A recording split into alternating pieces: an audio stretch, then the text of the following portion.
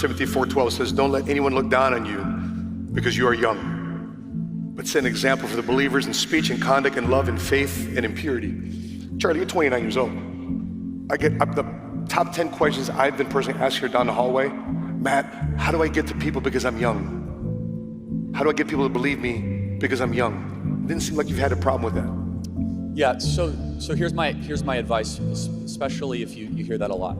Every single one of you now, thanks to these literal supercomputers, for no charge, you can take learning very seriously. Every single one of you should do this. If you want to be an entrepreneur, you have to be a lifelong learner. You should be reading at least 50 books a year. You should be listening to fulfilling, soul-enriching content for 2 hours a day. And you should cut out all of the soul-depraving Netflix, Hulu, Amazon, all of that. You want to be taken seriously?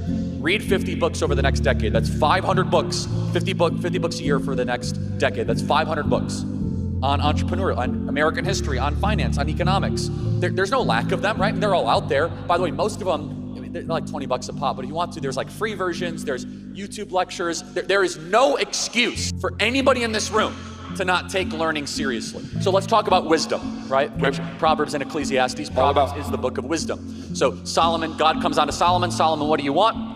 He says, I want wisdom. And so what is wisdom? Wisdom is the knowledge of things that don't change. Wisdom is the knowledge of eternal truths.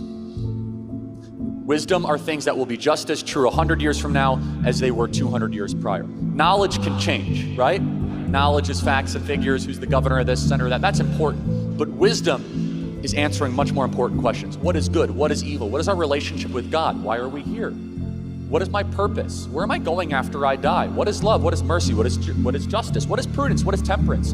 Where do the best people live? Where do the worst people live? What are the best form of governments? These are things that matter a lot more than facts and figures that you could recite quickly just to take a test. So there's two ways to get wisdom. One is through a lot of life experience, multi-decades of suffering. You might get some wisdom. Or you can pursue texts, authors, and writers that have presented these things, the Bible being one of them. And where does wisdom truly begin? Wisdom begins with the fear of the Lord. Understanding that there is a God and you are not him. If you are a lifelong learner, you will be successful and you will be an accomplished entrepreneur.